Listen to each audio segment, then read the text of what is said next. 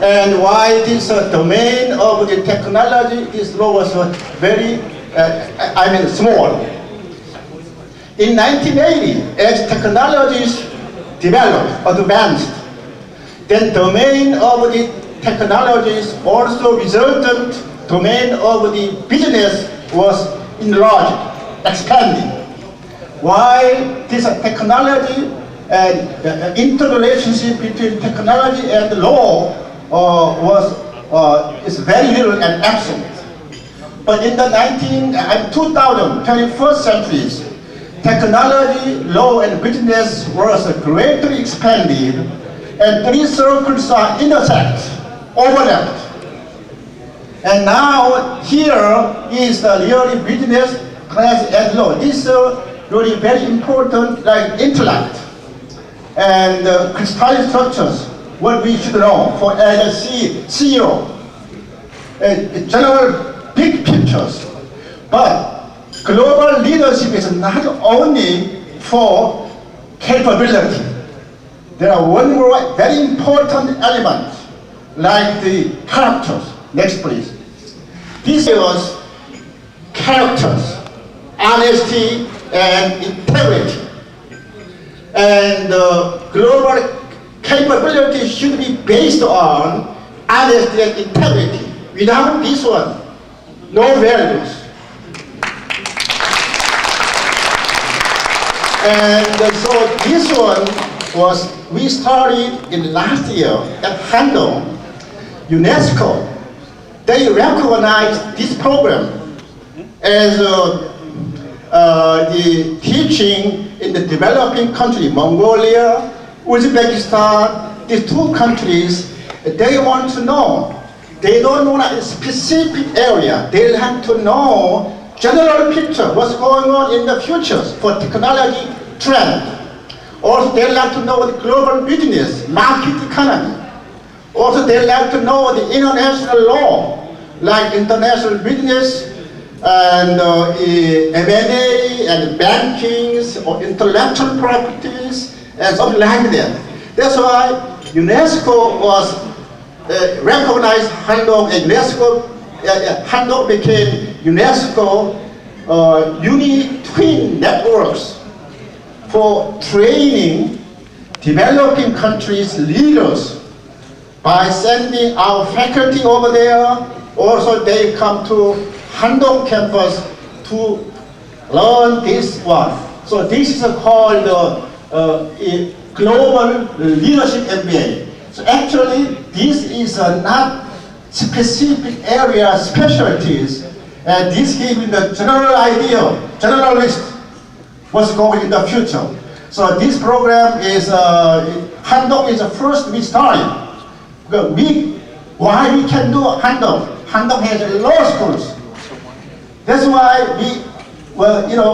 we could start as this program.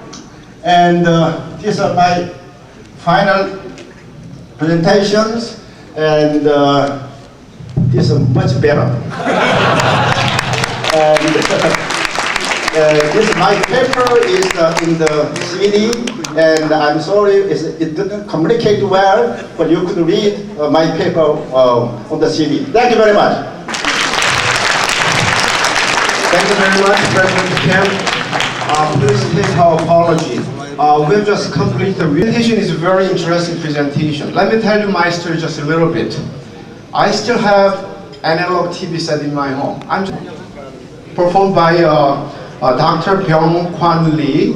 Byung-Kwan Lee received the bachelor's degree from Yonsei University, and he got his master's degree from University of Michigan in Ann Arbor, and he had a PhD from George Washington University.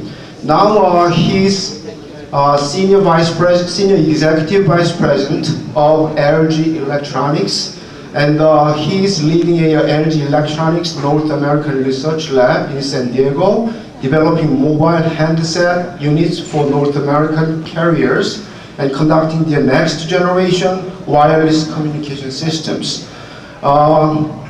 His current interests are wireless and space communication systems, iterative decoding, and space systems engineering. Please welcome Dr. Lee. And his title is Digital Convergence and Ubiquitous Entertainment System. Did I pronounce very well for the ubiquitous? Thank you. He said I'm gonna perform instead of present. And because I'm gonna give you some kind of entertainment system, I should start with the entertainment with the Joe.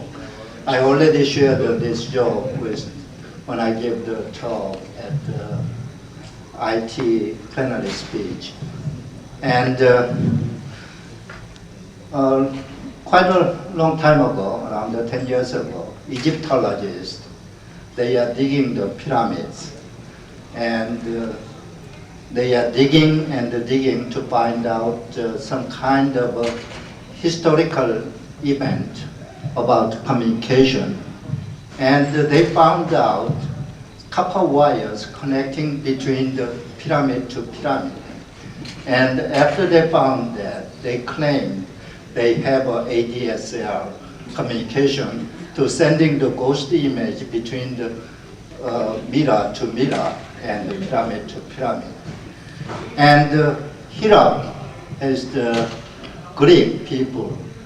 They cannot stand that kind of claim from the Egypt. You know, is Alexander is conquered Egypt so many times, and the Roman conquered Egypt so many times. And they were digging the Pompeii area, and they found out some kind of a glass connection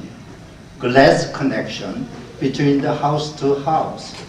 And they claimed that they had a wideband fiber optic communications. And Korean, we cannot stand those kind of claims.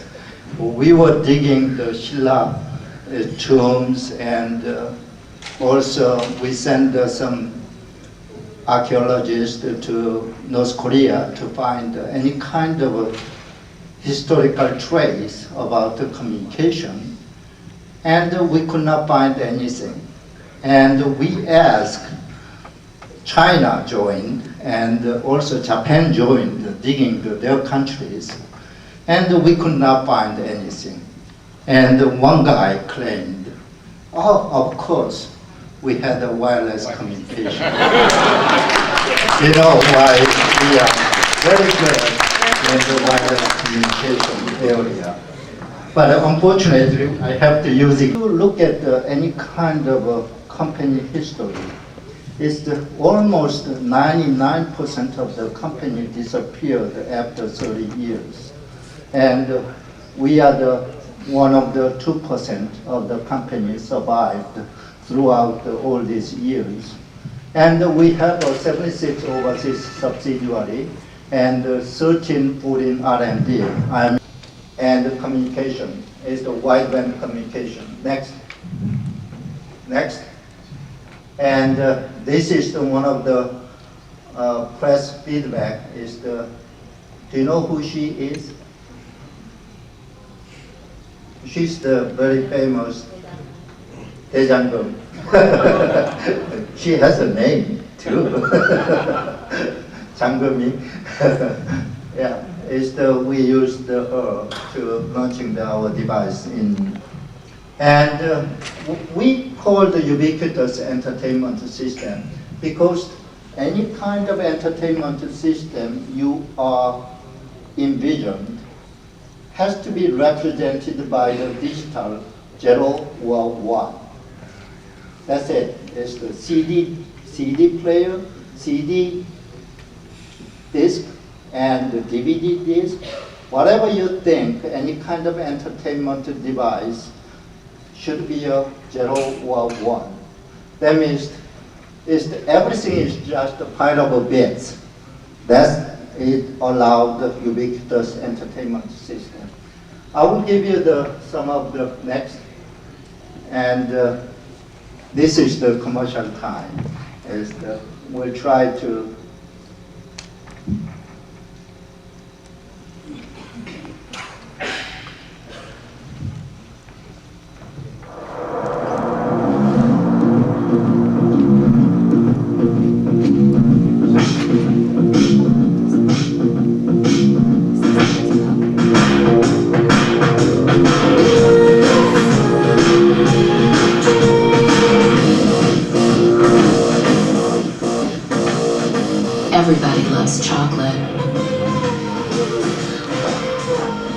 In store soon, online now. Okay, this is our chocolate bomb you just saw. And if you behave yourself, we're gonna give it away, this chocolate bomb. It has been launched just 1 week ago at the store you can buy. I'm gonna turn on some kind of entertainment it has, possibly.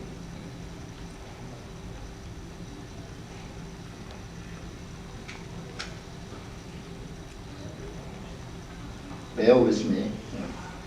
I'm learning also how to